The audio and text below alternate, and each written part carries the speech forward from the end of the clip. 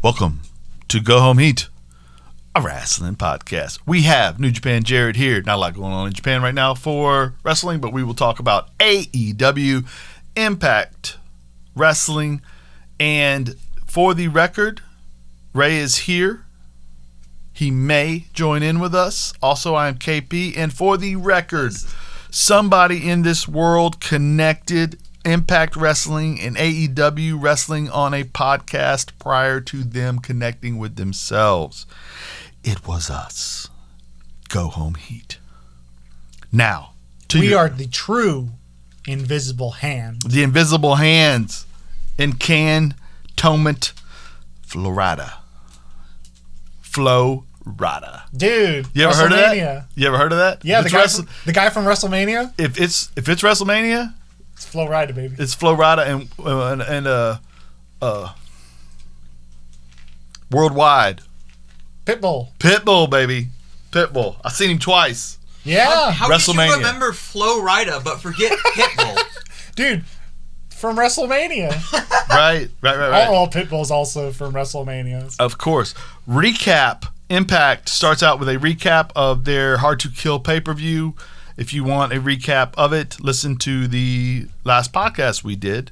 It's there. It's entitled Hard to Kill. Opening match here is Eric Young versus Rhino. This was a match. Cody Deaner and Joe Doring are on one side of this, and Rhino has Jake with him. We won't go too deep into all this. They wrestled each other. Doring, who they have been telling the story of being this monster, drops Jake outside of the ring. EY winds up winning the match, and then they attack Rhino's knee post-match, busted up with a chair, bludgeon him further, and that's about it on that. Did you want to go into that anymore? No.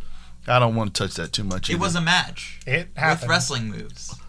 Right, and there, EY puts him in a leg hold, keeps him in it afterwards, wrapped his foot in a chair, and they hurt him, and so they proved their point. The interesting aspect of all this to me is Cody Deaner, and him being, so I would kind of rather him be the guy working in the ring with Jake, but I understand that we're getting there. Now, Rich Swann has a post-match interview from the other night when he took the pin from the AEW champion in a 6-man tag match. He is about to address some things when Moose comes through the back door. Now, again, this is post-match, so they're both still kind of in the wrestling gear. Moose is asked a question what he thinks about what happened out there, and Moose, instead of going into an interview stage, slams Rich head off the door and lets him know, I told you pre-match, as long as we were in the ring, I would be the best teammate you ever had. And if, I don't know, you didn't see the pay-per-view, Moose told him beforehand, he's like, look, I played football, guys, I didn't like it all. I hate it. When we kicked off, I'd do anything for him. And that's how we're going to do this right here. We're on the same team tonight. And he was phenomenal in that match for them. But then he slams Swann's head off the door and lets him know it's time for him to get his belt. And I agree with Moose. It's time for them to quit playing around, put the Impact title on Moose. That's what I'm saying. That's what we're saying. AC has been researching this murder case. He's trying to get Larry D out of jail because he doesn't believe Larry D could have possibly done this. I mean, he did. He did shoot Bravo. We will be getting there. Yes. But he rolls up on Tommy Dreamer, who is actually taking selfies of himself in some form of a samurai hairdo. And the undercut top knot combo. Undercut top knot combo was what that was that Tommy had going. Yes. So Bravo and AC come up and they have figured out who shot or who caused the shooting. Yeah. And so what we wind up getting to here is that AC has found what was the name of the cologne? Ring Rust cologne bottle, and there is one set of fingerprints that were both on the gun and the bottle. The Ring Rust cologne was sprayed onto Larry D, turning him into Lawrence, which caused him to be madly in love with Rosemary and shoot So technically, this was not Lawrence's fault. I don't know for sure if that's how the legal system works, but we'll go with it. I don't know the boundaries of demonic possession in the court of law. Correct. Yes, it's tricky. Maybe I don't know. Again, wrestler's court is a little different from actually wrestler's court, kangaroo court. That could be. We'll be getting there, but that could be how the person accused manages to not go to jail and go to another company at some point and wrestle. Yeah. Because the difference between wrestler's court and the court of law may be different. Okay. Maybe in wrestler's court, instead of like the death penalty, they have just like skip town. Yes. You're banished from the territory, brother. Yes. Johnny Swinger reference. Okay. And so we're going to move on to the Good Brothers in the ring, giving a promo, which gets better when Sabin comes out a little bit. Gets a lot better when James Storm is introed, and then even more better. Now, what's happening here is the Good Brothers are basically patting themselves on the back and talking about how much they drink and how much fun that is and selling merch. And Sabin comes out and says, I deserve a title shot. They say, you don't even have a partner. He brings out James Storm, who will be his partner. Storm gives us Sabin's accolades as a pro wrestler and says, I'm just every type of guy. I'm ready to fight y'all.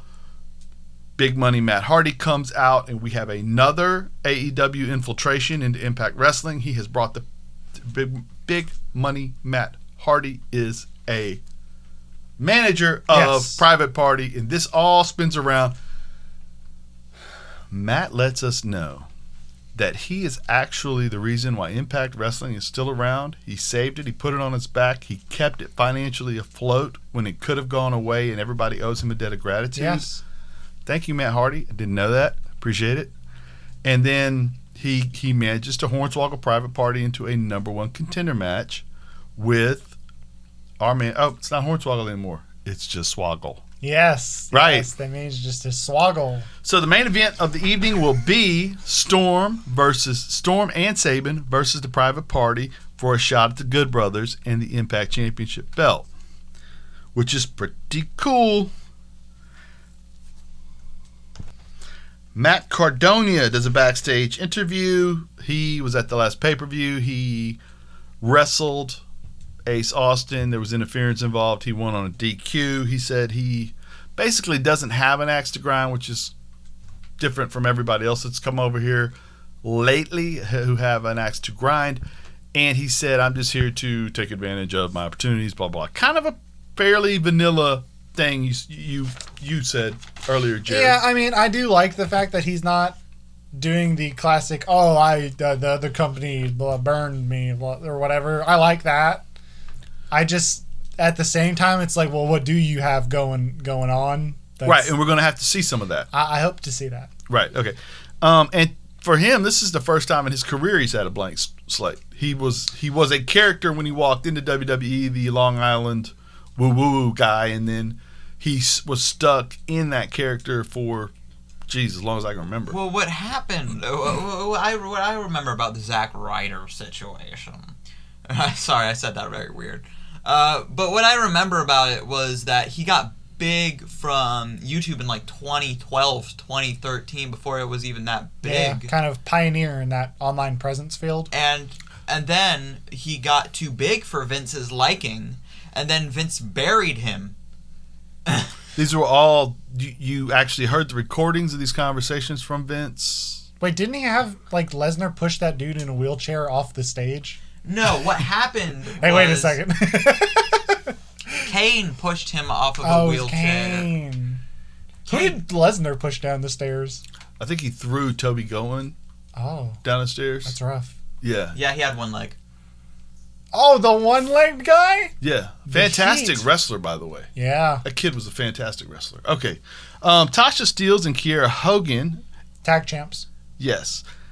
Are going to throw themselves a huge party. Johnny Swinger rolls up as, well, first off, they're trying to fleece people for money, for attendance. that is exactly what's going on. And Caleb with a K is not having it. No. He and Tennille Dashwood.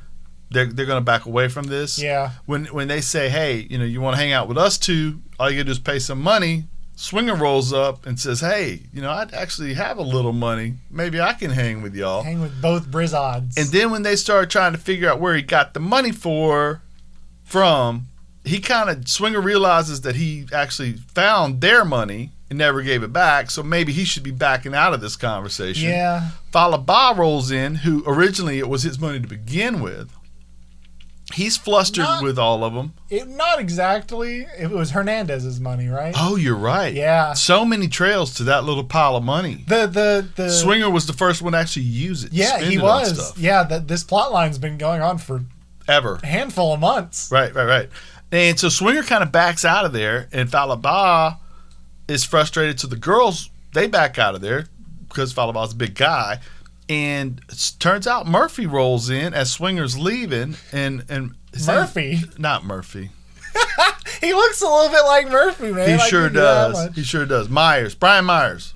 Is it Brian Myers? Brian Myers. I'm sorry. Yes, Myers rolls up, and they get to chewing each other a little bit back and forth. And Myers, with the "so ton of fun you want to challenge me" line, which was great because Falaba is a large fellow. Yes. And we're going to get a match here in a little bit. But let's move on to Kimberly and Susan, or Karen, as we have found out she is being, with Deanna Purrazzo versus Jordani Grace and Jazz. We get a little bit of a brawl early on. Jazz and Grace whoop up on Susan pretty good. Jordani winds up hitting a power bomb on Susan. Jazz hits a DDT on Susan. Deanna winds up utilizing her title belt to hit Jazz in the back of the hand, and lo and behold, Jazz gets beaten by pinfall, and Matt Stryker and D'Lo Brown want something to be done about pro wrestling and all this cheating. Hot garbage, D'Lo. D'Lo with the hard no sell on that. Hot garbage. Taya Valkyrie is backstage and giving a promo. And for a minute, we think that she is going to be challenging again for a title. But no, as Johnny Dreamer, Bravo, and the detective Ace come rolling up and say, hey, we know you did it. And she tries to deny it for a moment and then gives us the evil laugh and lets them know that she did, in fact, spray the cologne on Larry D, turning him into Lawrence, causing the gunshot wound, and the only thing she regrets is that he did not die. Oh my God. Wow. And then she laughs until the cops show up, to which she tries to run away, and then Tommy gets in front of her. Yeah, they kind of like corral her in. She's like, oh, hell no. Yeah. She tries to leave, but they kind of corral her. She gets carted away, and as she's being carted away, we have the spot where Johnny Bravo is wondering how could this have possibly happened, and he. Tommy says, they're talking about what do you think will happen to her? Mm-hmm. And they talked like, if she's lucky, she'll go to the Jacksonville State Penitentiary, so good. Or they'll go to the Stanford maximum security prison for 2, maybe 3 years. Dude, it was really funny. She's not lucky. She'll probably wind up in Stanford with 2 years and an option for 3. No, the damage that can do to your soul.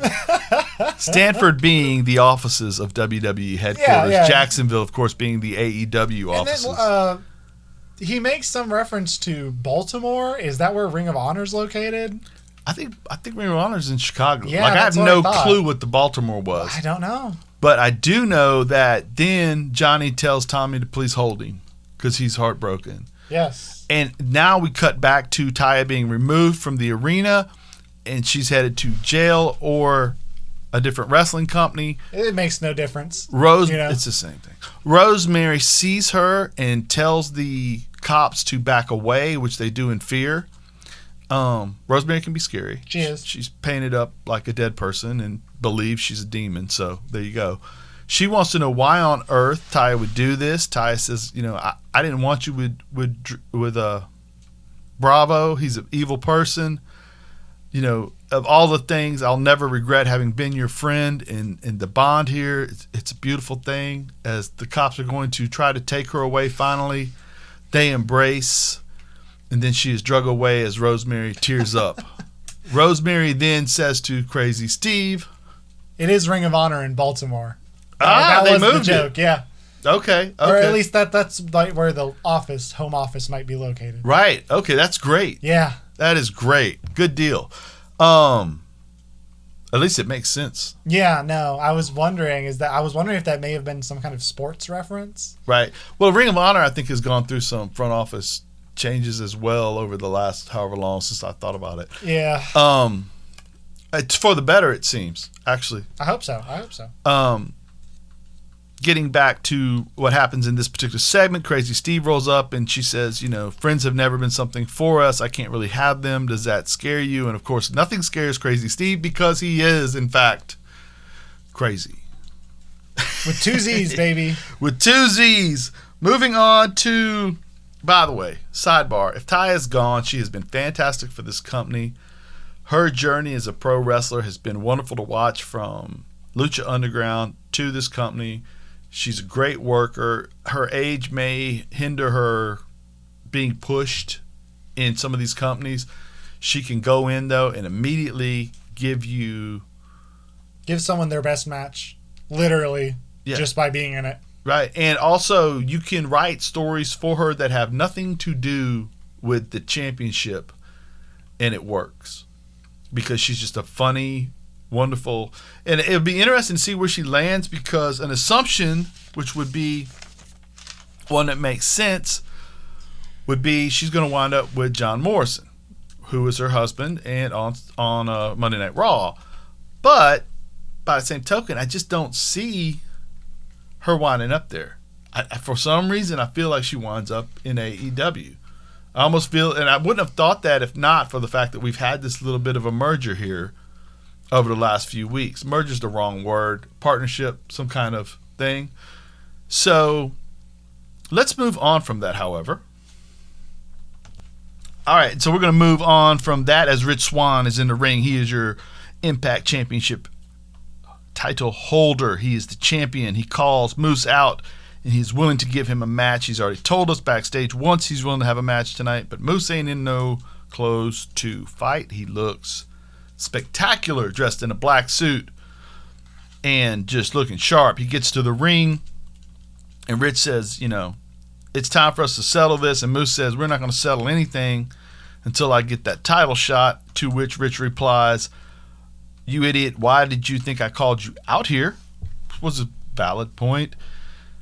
Rich is then informed by Moose that he is, now that we are in a championship program against one another, you are now on my time, and we will fight when I want to fight. And of course, Rich punches him in the mouth, and they fight to where we get a spectacular, was that a Phoenix Splash? Yeah. Phoenix Splash, crazy. Moose does the run in and hit the turnbuckle with the shoulder spot, rolls over, and Rich, rather than going all the way up to the top rope, just springs onto the second rope and does a Phoenix Splash, which is several rotations. Yeah, you turn around and then basically do a 450. Yeah. It's a crazy looking move, and do it from the second rope with that hang time, that level of rotation. Dude, it was crazy. And only about a yard to do it my God. And to land it into Moose's ribs. Yeah, it was a little closer than maybe he should have been. But still, that's amazing that he can just do that. And so we're getting a championship program, which I've been looking forward to. Rohit Raju is backstage, and he storms into Scott D'Amore's office, and he wants a title. Well, first of all, TJP walks in, and he with the belt, and Scott D'Amore says, welcome, champ. And if you've been listening to this or you watch the show, you realize that this is strange because we've been acting like TJP is not the X Division champion this whole time, and not Manic. And, of course, D'Amore says, of course, TJP and Manic are the same person. Rohit, you've literally been telling everybody that for weeks on end. And this is an odd way for the boss to go about this, but since he's the boss and they can make up their own rules, why not? Rohit does insist that he should get a championship match that he deserves after TJP had gotten championship match that he officially was not allowed to have. Scott D'Amore says it got a title shot and won the title. Correct. Not TJP. Wearing TJP's tattoos. Yes. Yes. That's how I always try to explain it to the police, that it wasn't me. It was my, oh shit, I'm trying to think of what's another word for like manic or suicide or like, just like a one term. Ah, damn. It was insane. Insane with like an N and then sane. It was insane. Correct. Thank you, Ray. So then we wind up having D'Amore say, if you want to settle your issues with TJP, you can have him week after next.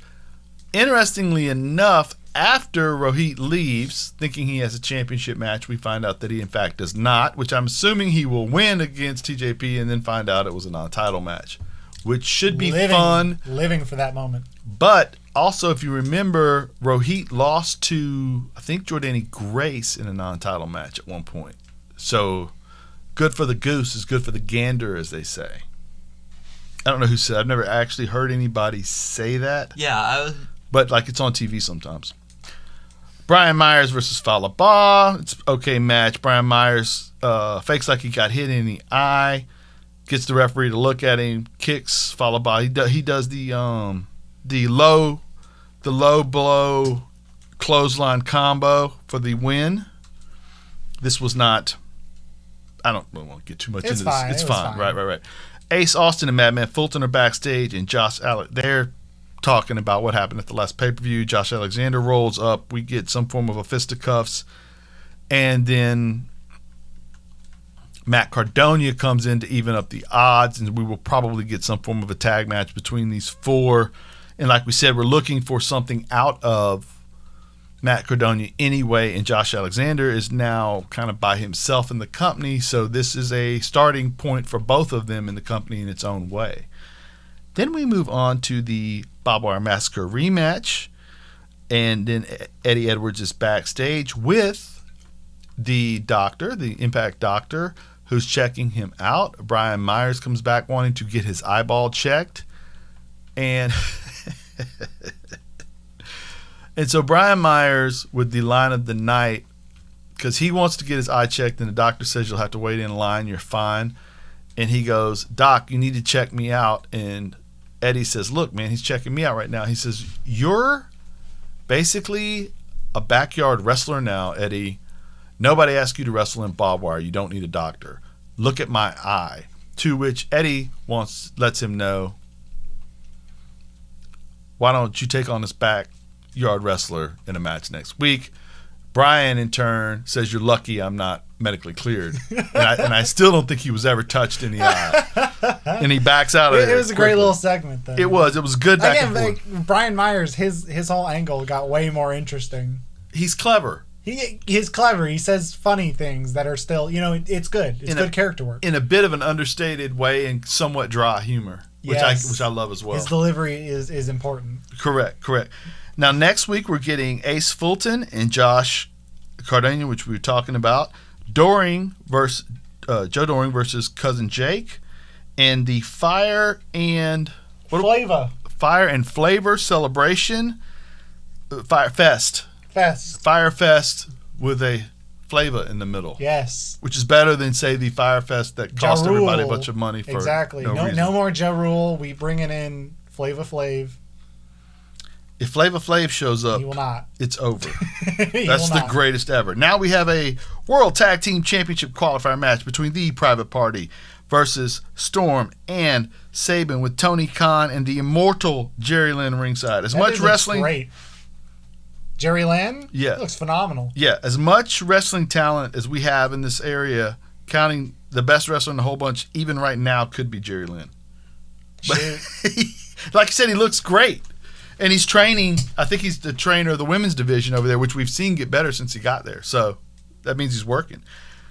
I like this match a lot. It was great. Like you were talking about earlier, Jared, putting Private Party into a match, into any type of program with guys like Sabin and Storm, who've been fantastic.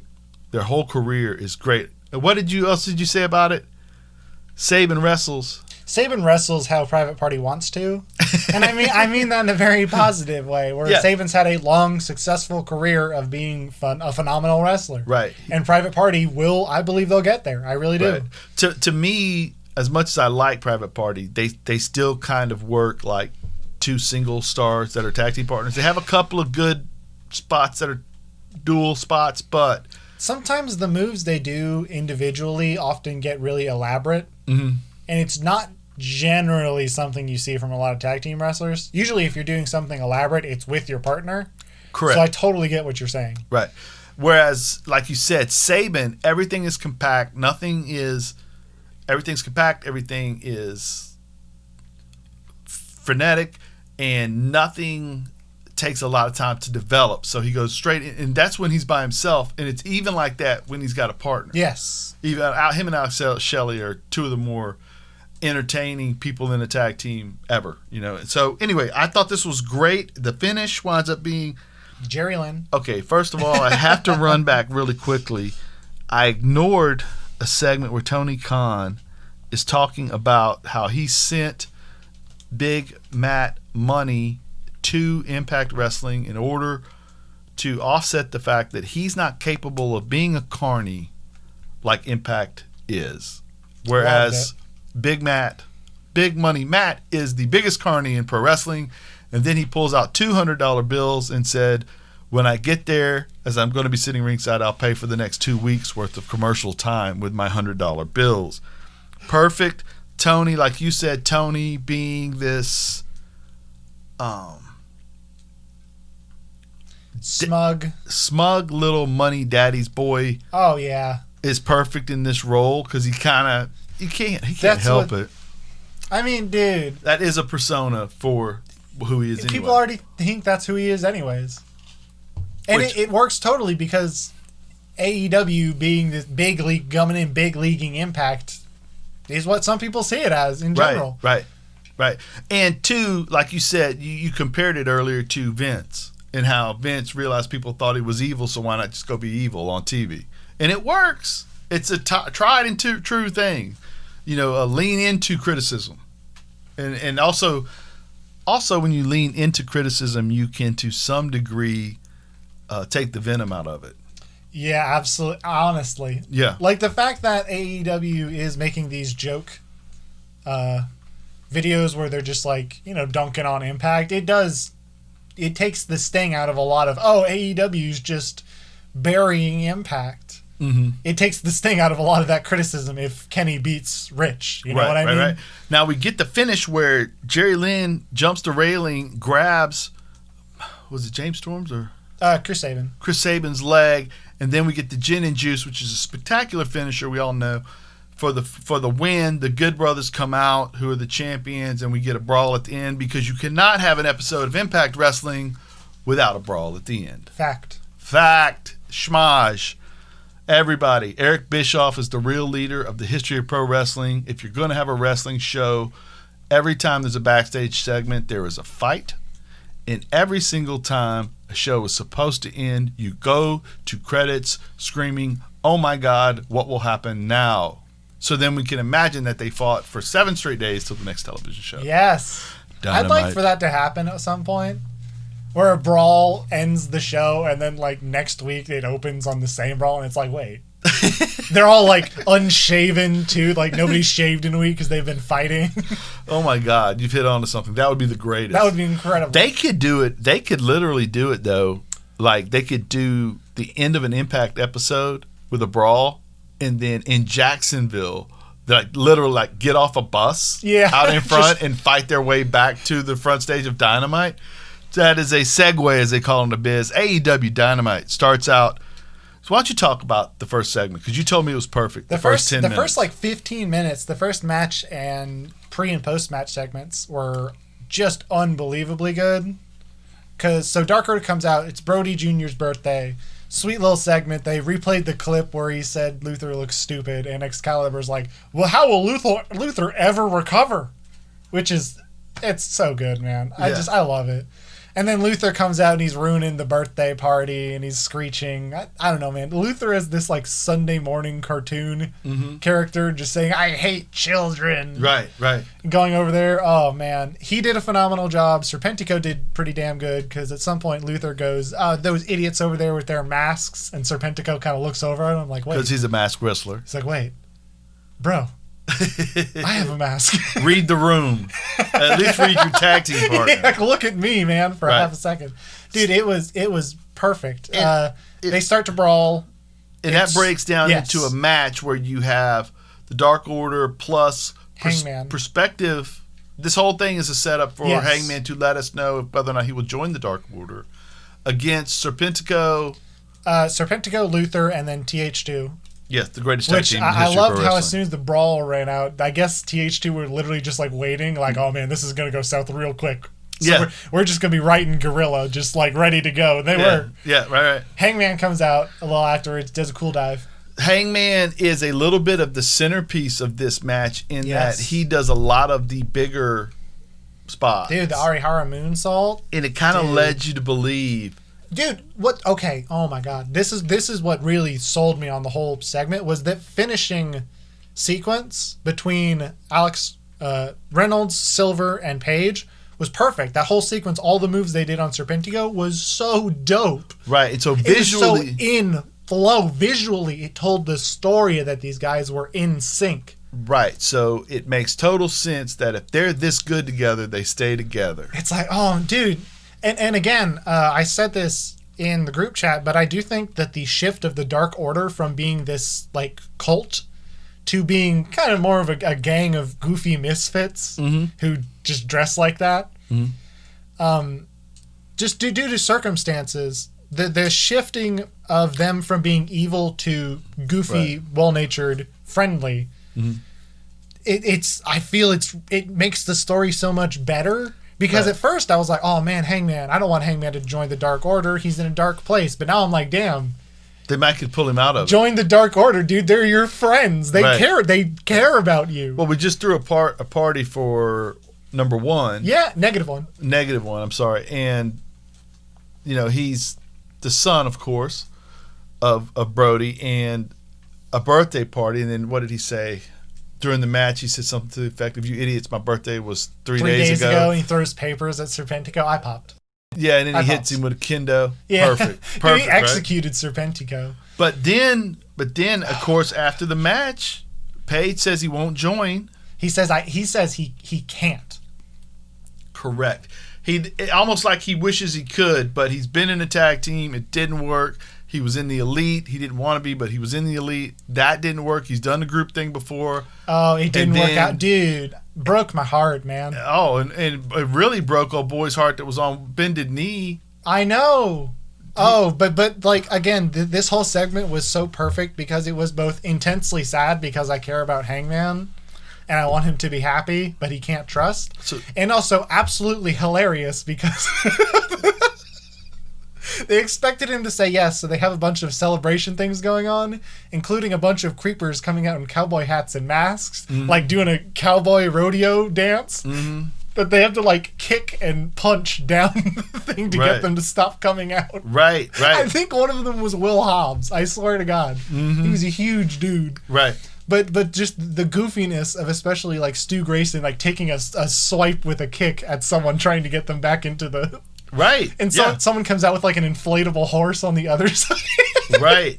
Just the sudden shift between, oh man, that's really sad, right, to, oh no, right, the awkward hilarity. We threw a party and it shouldn't have been one. Oh no. And Hangman grabs the Jack Daniels that they were going to celebrate with and leaves with his own bottle. Oh my God. And you can hear David Coverdale in the background singing, "Here I go again on my own." Straight up. That was incredible. They got the rights.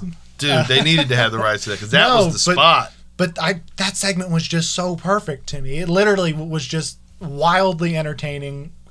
Really engaging because I really do care about Hangman, dude. Him grabbing the bottle on the way out. That's perfect. It was so sad. It legit it crushes me.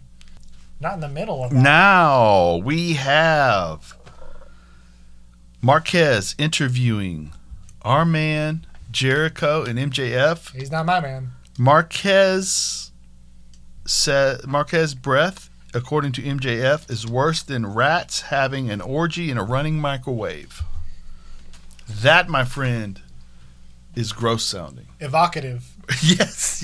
Okay, so anyway, Jericho winds up saying that, we're the sexy hooligans, and by golly, This fight that we're going to have, they're going to have at the end of the match at the end of this show, the main event will decide who the premier tag team in The official tag team of the Inner Circle will be. Yes. And so that's what we're getting here, and we'll get to that in a little while because Tony Schiavone is introducing Sting, who is here to discuss how much he loves Darby Allin. Let me count the ways.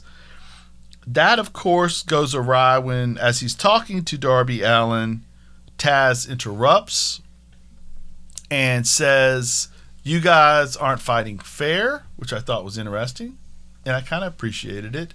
He said, "You guys are taking it to the street. You're street fighters," to which he said, "I'm a street fighter." And what Ricky Starks said, "You guys couldn't even see us in the street." And that turns into a street fight challenge. It's to which like, Darby accepts. What did you think about all this? It's kind of the opposite of this the standard angle, where it's like, "Oh, you guys are fighting, you dirty," and it's like, wait, is the heels saying that? The heels who have literally been jumping people 3 and 4 at a time. Yeah. In addition to the hypocrisy, it is funny. Of like, wait, yeah, I didn't mind. I didn't mind the segment. No. We get Sting in a match finally. dude, I cannot wait. Right. Although this should probably be some form of a film cinematic match. I don't. That's perfectly fine with me. Right. I can't wait for Darby to like land on a car from a building. Yes. Edited, of course, or real. I don't know. Probably he'll say, "Please let me do it for real." Ray's nodding yes, it will be real. Right. And Tony Khan will be. Right. Then we have Matt Jackson and Nick Jackson outside of Kenny Omega's home. This might have been segment of the night for me. They walk into the home and what's his name's coming out of the elevator? Nakazawa. Yes, and he is like the butler, I guess, the Alfred the butler. Yeah, I guess. Man. He takes love the them. switch. He takes him to the living room and says, "Hey, you guys, you just hang out here. Kenny will be with you in a moment," which we would learn later. Kenny's not even there. There is a beautiful oil painting of Kenny Omega and Don Callis heads on someone else's bodies. 2 men without their shirts on, embracing in jeans with two like a very romance. well-built men. Looked like a romance novel cover. Similar. And yet Looked like the Young Bucks Were a book cover. the Young Bucks were a little overwhelmed. It did, to some degree, by this, and they're making fun of it to some degree. Don Callis comes out, and he has Marquez taken to the dungeon. The dungeon. along with the cameraman as they leave the camera on. He tries to buy them off. Right, he doesn't want them to be friends anymore with Kenny because eventually he just gets frustrated and says, "Look, guys, I'm going to shoot here. You guys are holding Kenny back. He can't have you around anymore. We appreciate all the stuff you've done for us. We're going to cut you this check right here and go away." And they're like, "Well, first of all, we worked at Impact Wrestling and we know that these checks aren't worth the paper they're written on." Yeah. To which, Don tries to back away and he gets super kicked for his troubles. This will come into play again later. I thought this was a good segment. It was. All right, let's move on to Pretty Peter Avalon, who will be wrestling Cody. What did you think about this? Cody's selling this thing like it's a world title match beforehand. I love it. No, I love Pretty Peter Avalon as a gimmick. Mm-hmm. I like Peter Avalon a lot. I think he's a great hand, a good wrestler. I loved his storyline last year with him and Brandon Cutler for who would get a win first, because they were both like 0-21 or something. Correct, and they had a very competitive match here. It was interrupted early on because Cody had said he was going to finish this thing in a minute, and He almost did. Jade Cargill rolls out, interrupts, distracts him. He gets hit in the ding-a-ling, and that, of course, pushes the match on a little longer than we had thought, and it winds up being very competitive. Cody, of course, going over in the end, and Cody has gained 15 pounds of muscle since the beginning of the year, and JR said this kid's a superhero around here. JR. Cody the Kid, the Prince of Wrestling. Yes. All right. FTR is with Tully backstage, and they're talking about getting gold until the Jungle Express rolls up on them. And this winds up being the kind of thing where Jungle Boy says, "I realize now that I can compete on your level," and it winds up his angst is met by which one of the I believe it was Dax Harwood, the bald one. Dax Harwood says, I'll fight you, and he says, don't let the salt and pepper in my beard fool you. I like that line. Yeah, I did like that line. And then he said, I don't need these guys behind me, and that is when Luchasaurus lets everybody know that he's like, you needed them all along, but this time I'll be there to make sure nothing happens. Kind of wondered why he hadn't been there. Yeah, man, what's going on? Like, why did... You just hang out in catering when your boys are getting clowned on, man. I don't every know what to week say. just getting jumped. Literally every week, your boys are just getting... And you're a freaking T-Rex, and you can't get out there and help out a little bit? Ugh. But he's going to help out next time, and we're going to get a match. Then we get Moxley versus Nick Comoroto, who looks Dude, he is a freak. He looks like the Berserker. He's huge. And this is his first we've seen He looks like they unfroze... Like, that dude was frozen solid in a block of ice from, 10,000 BC, and they thawed him out. Like the Scooby-Doo show. They even... Exactly. The one Scooby-Doo mystery. Yes. They even... with John Cena. They even dressed him a little bit like Bruiser Brody. Yeah, they did. He's kind of got hair like that. He's got a beard like that the kind of. big curly bushy hair. Dude, yes. very evocative. He wrestled similar. Moxley had to deal with the sheer size of him, and then when Brody goes to Bruiser Brody, when Nick Comoroto goes to put him on his shoulders to do some form of a finisher, which we don't know what that is yet. I don't know.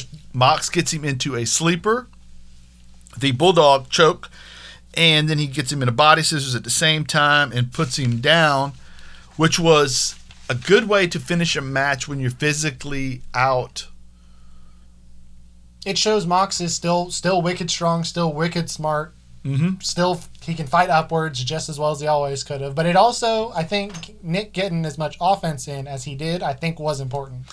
It will be if here's the issue: if we don't see him again wrestling in a scenario where he looks good and wins a little bit, it will have been weird. Yeah.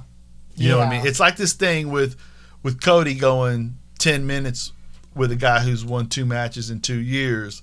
If we don't do something with that on the other side of it, it's weird. If we do something with it on the other side of it, we've set the placemat. Yes. Let's have a meal. Yes. Right? And I have been led to believe that AEW tends not to do that randomly. Generally, I feel like it works out. Okay. I mean, there are some things that were due to circumstances it doesn't. Now, it's mic time, though. It's mic time? For Moxley. Yes. Post-match. And he's the best at talking, and that's what he does right here. And, things are crazy. Who's Bullet Club? Who's Elite? Who's Impact? Who's not? All that matters. It gives me more bullseyes to shoot at. And he's ready to go with whatever type. The bigger the mountain is to climb, the sweeter the view when you get to the top. Loved it. Loved it. Loved it. And then JR assures us all that he is a man's man. Thank you, JR. I was wondering. Yes. Yes. JR with the timeless little tidbits periodically to let us know Eddie Kingston is backstage. And he kind of gets hemmed up a little bit talking about, just for a second, he gets hemmed up talking about how Pac did something to him, but he's like, I got to move on from that. And at that point, Archer rolls up and begins to tell us about something, and then Jake the Snake took absolutely all of my attention away from that and went off the rails. It was perfect. I don't know what he even said. Archer rolls up and he's doing his normal everybody dies thing, where he says it's just like a force of nature. It comes to everybody dies, which is cool. Jake said a bunch of wild stuff, which was all entertaining. Don't get me wrong. I really enjoyed this segment. It was just wild. It was like, what is happening? Yeah, I was not as in favor of it as you seem to have been, which is fine. But it was just when he said "bite me," I was like, dude, who says "bite me"? Jake the Snake. And who says "bite me" thinking it sounds tough? Anyway, we'll move on. Omega is here. Marquez wants to know what happened at his house. Omega didn't know anybody was at his house. No. Strange. You would think with the age of...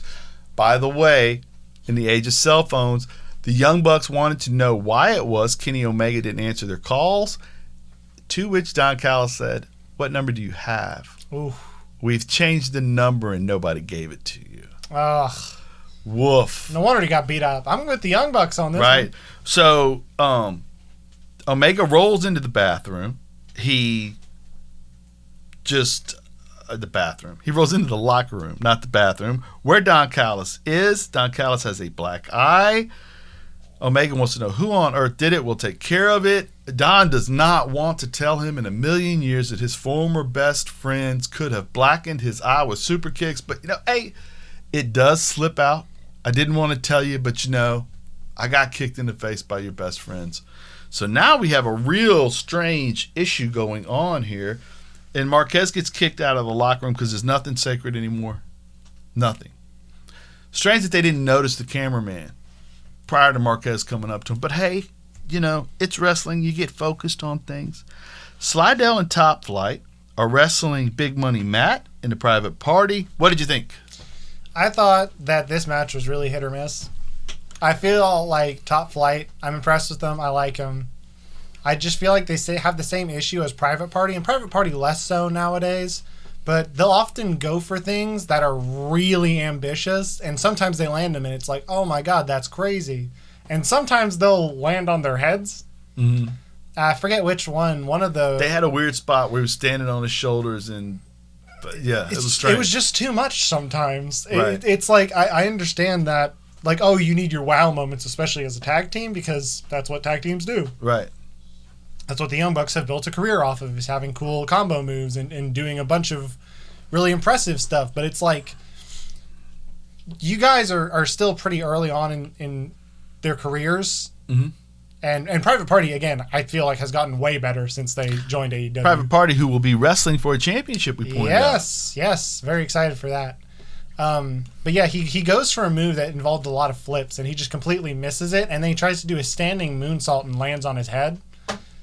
I was like, oh my god. I got scared for a moment. I was like, that's a rough bump. He was okay, but at the same time, it's like, maybe they do need to curtail it a little bit. How about Matt Hardy, who can barely walk, managing to somehow put all three of them down for a pinning predicament? Oh, dude. Big Money Matt, though. He yes. slid him 100 every time he did a side effect to him. No. Oh, my God. Do you remember the suicide dive that Matt took during this match? Mm-hmm. That dude hit him like a bullet. Yeah. That was not good. Yeah, that dude flew through That was not good. Yeah, right. I was legit worried because Matt hit the railing hard. Mm-hmm. And I like Matt. I don't think Matt's fragile. No. I think he's a tough fella. But man, I got worried for a second because he hit that dude like a truck. Right. Like, correct. That was not good. And he's been concussed in recent memory, and you worry about stuff I worry, like that. man. Yeah, absolutely. What did you think? How was the finish? It was all right. It was fine. It was good. It was what it needed to be. Told Correct. a story. It did, and luckily, Big Money Matt got 100% of his salary and 30% of his 260%. Yes, absolutely. Which is not correct math. I don't think math works venturing the same in the Impact universe.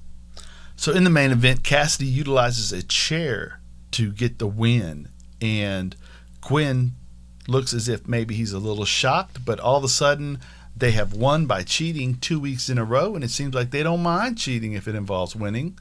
So that's going to be a change in their persona a little bit, as well as Matt's persona, right? I thought it was good pacing for that storytelling, from them going like, dude, Matt's stealing our money, right? Mm-hmm. To, damn, maybe he's onto something. Maybe he's onto something. Just the little switch to like the shocked face to the smile. Oh, it was perfect, dude. It was great. Right.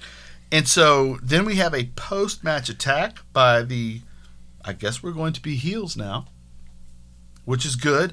And we're going to cut away from this because, in the post-match attack, everybody got a twist of fate. Yes, baby. Yes. And a $100 bill for taking the twist of fate. Yes. Okay. Now, MJF approaches the Inner Circle without Jericho, and he doesn't want this to break up the Inner Circle, but Chris is the boss. He recommended we not do this, but Chris is the boss. We do what he says. To which Sammy Guevara stands and says he ain't having any of this. He's not cool with none of it. MJF tells him to chill out. He says, I love all you guys, and whether you want me to love you or not, I love you too, Sammy. And then they all pound it out, and he says, we're not there yet. We're not there yet, buddy. And Don't think they will be. Ever. I think Sammy may be on his way out.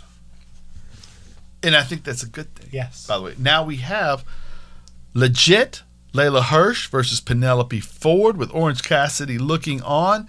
Miro and Kip Sabian are on the outside with Charles observing with the butler Charles dressed in a tuxedo. And Miro calls him Charles constantly. He did well. Miro did well in the segment. This segment was pretty good. I thought it would be really lame, but it ended up being... Because, man, every time you get a segment where it's just like, oh, this guy has to be humiliated by being subservient, it gets weird fast. Like, it gets real weird real fast. But he didn't humiliate him at all. He didn't humiliate him at all. He made him say to Orange Cassidy that Miro was his best friend now, but that's, that's fine. But also that was in an intro of... or the continuation of I want to take you to places you've never been. I want you to be more than you've ever been. The angle was unique. Yeah, exactly. Like I was so worried it would be something so dumb. Like just I don't know if I've just been just eat this. Well, it hasn't been great. This dog food. Well, no, I'm gonna make you. But that the angle altogether hasn't been great, and the program has been drug out, and so you worry that it's not going to go, and then it feels like maybe we pivoted here. It's fine. This angle's perfectly fine. Right. I love the match. The match was, I felt like Penelope Ford was a little rusty, because she is. Mm-hmm. I don't remember the last time she really, wrestled. Mm-hmm. But other than that, it went pretty well. I like Layla Hirsch quite a bit. She is amazing. Yeah. And she's so strong and so good, and of course Kip winds up costing her the match. Although it was strange, that part was the weirdest part of the match for me, was that he reached over to hold her leg for some reason. I think he thought she was going to put her foot on the rope and he was going to throw it off. That may have been the spot. That was the intent. And she's so short that she couldn't reach it. So he's just holding her leg, I guess. Right, which I guess prevents her from... you could make that argument that he was holding it in place. Mm-hmm. So she couldn't kick out. It's good enough for me. Right. But or even if the legitimate thing was she was too short and he grabbed her leg because it was supposed to be somewhere it wasn't. That's fine, too. It's over. But I did like the whole thing. I liked the George Michael Want to Be reference to Orange Cassidy. I thought that was well placed. Backstage, Pentagon Jr. is being beaten down by the Good Brothers, and Don is directing traffic. Kenny's there. Kenny takes his shoe off, drives it into Penta's eye. So we do have, I'm just going to say it, Seth Rollins and Kenny Omega are in cahoots behind the scenes. What makes you say that? Masked wrestler driving things into an eyeball. I don't know about you. I've only seen it twice lately. If I had a nickel for every time I had seen someone drive something into the eyeball of a masked wrestler, it'd be a dime. I'd have 2 nickels. I'd have a dime. But it's weird that it happened twice. Yes, in the last 2 months. Yeah, it's. I'm just saying, Kenny Omega, Seth Rollins is shooting on all y'all. I don't know, man. I will say, Seth probably has better fashion choices than Kenny. Yes. Almost certainly. Yes. Kenny is either the worst dresser ever, or he is really working us. He looked like an evil wizard clown. He did. He looked like a jester from a world where everybody's heavy metal. You know what I mean? Yes. Okay, so we're going to get on to the... Oh, we have an announcement to make. Yeah. U.S. and Japan flags are behind a matchup board where we are going to have a World's Women's Contender Tournament. Eliminator tournament, yes. And it looks as if we're going to have some form of Japanese wrestlers and some form of U.S. wrestlers, and then a champion decided at the end of that. There is a rumor that some of it will take place on Impact Show, which could bring their women's division into play here. You said there was a rumor that maybe they'll be wrestling some of it in Japan? Yeah, I hope so, man. Places like Tokyo Joshi Pro are literally packed to the brim with phenomenal talent, some of which we've seen in AEW before. Yuka Sakazaki. Right. And oh my God. I want to say Kenny has connections in that area, so he could have gotten that done if it was if Tony wanted to. I'm sure they'd be willing to do it over there. Absolutely. Yeah. Now we have a match to talk about because we have to find out who the tag team in the Inner Circle is. Will it be Sammy Hagar? No. How will I know if it's love? Sammy Hagar was there. He had a little video message. Yes, his favorite new tag team. I thought that was cool, man. Jericho probably gave him a call like, hey, man, can you record a segment for me real quick? I 100% think that's how that got Sammy done. Hagar. Yeah, You know? he loves same dude. Sammy, if you don't know about Sammy, he's pretty good guy. You know what I mean? He's a funny dude, so he probably got a kick out of it too. Then we also have, of course, MJF and Christopher and Maxwell on one side, and then we have the actual tag team, the Pride and Powerful, on the other. And I thought the match was fine. There was a spot there where Jericho seemed to land on his head. I'm glad he was okay. God. Lion salt that did not quite salt. He didn't spring though. If you remember, he got on the rope. Done it. He got on the rope 1 foot at a time, and rather than doing something else, he decided to go ahead and try to get over. And it was a bad decision. It was a scary bad decision. Mm-hmm. Man, I mean, that's always the worry with Jericho, is that one day he'll just do a lion salt wrong and he'll just die. Right, or I mean, that's what happened to Hayabusa. Hayabusa got paralyzed from the neck down. Yeah. On a lion salt. Right. He had done it perfectly every single time up until you do it wrong. Right. And with Jericho, that is kind of the only high risk spot he has left. He should not. He doesn't do any others anymore. He really doesn't need. He doesn't need to. He really doesn't need to do a lion salt. Well, anymore. he can be an effective storyteller without that. Exactly. And it's a cool wrestling. spot, and every time I see him do it, I'm like, oh wow. He can still do it. Right? I'm also a little. It's also a little terrified. Right. And it's exciting for all the wrong reasons. And I knew when he hit that rope one leg at a time. Oh, dude! I knew he shouldn't have done it. It looks so bad. Yeah, I was like, no. And, oh. See, I watched the episode the next day, so I knew there was a spot where he did that, and it's still. Mm-hmm. I was like, oh. Yeah, right. But now it gets to be mayhem like these things do. Again, I love anytime you get the opportunity to watch Pride and Powerful wrestle. They're amazing. Sammy got to be a highlight film throughout the match. Hagar was strong, and of course you have MJF with the grabbing of the tights and the win on Grovea after he does all these fantastic moves. He loses on cheating by Maxwell, and so there will be your tag team moving forward. What did you think? Pour one out for Proud and Powerful. Dude. I'm so sad.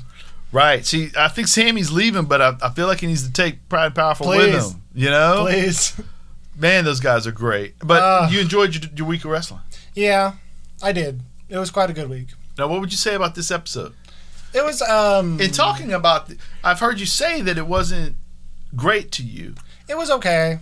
But, I liked all of the stuff, just none of it really... I guess, like, starting out on such a strong note that I really, really liked, the rest of it didn't quite live up to that. Maybe a part of it. Okay. But every segment was fine. I didn't have any, like, major issues. There were just some things where, like, Sting coming out and talking to Darby was not... It's okay. He didn't really say anything interesting. You remind me of myself. In what capacity? Ugh. Literally, how are you like him other than you wear face paint? That just doesn't make any damn sense to me. There is a conscience of wrestling angle there, but that's not really what Darby is. But that is they haven't told that story. No, Darby's more of a. You could roughly assume because of who he's been up against, but not really. They haven't told that story, and so for Sting to make that assumption seems a bit arrogant. Very. You know what I mean? And for us to, but. I get where you're going on that. Because it did feel forced. And it's a wrestling show. You could write things into it that aren't for. And this is hard for me to say because there's actually a poster of Sting behind your head, and it feels like he's staring at me right now. And I'm kind of sheepish. I want to look at the floor because I don't want to talk badly about the icon. The icon Sting, you know. And I get where you're going on that because they didn't. How are they civil? It doesn't make any sense to me. Sting don't wrestle like that. He is the complete opposite of Darby in the ring. Yeah, he's nothing like him. If Sting were to walk into a ring John Cena's in and say, "You remind me of me when I was younger." No, I mean, yeah, I get it. You know what I mean? You're both big guys, both kind of athletic for your size. Sting was a little bit more I can leave the ground athletic than John, But Stinger yes, Splash, baby. But the greatest move in history. Yes. The Stinger Splash, of course. And Sting had like 5 moves, right? Sting was pretty good. I mean, yeah, I joke, man. I watched some good matches with Sting. I think it was Sting and Muta were a tag team. Yeah, Sting and Muta had a little thing there for a while. Oh, dude, that had to be good. WCW did a very good job of utilizing Japanese talent on their shows for many years. Yeah, because they had Chono, baby. They did, but also they would bring over guys and utilize them in tournaments, and in even have them tagging our babyface with a babyface from over there as a tag team for a little while in these matchups with these uber heels. They really did a good job of mixing those things up. If you ever get a chance to, all that stuff's on the network. It's true. But you can't go to New Japan and watch some of it, right? Yeah. Oh man, there's one match where it's like a eliminator match, which is so funny because Muta comes out. I think he comes out as Muto, KG Muto. Mm-hmm.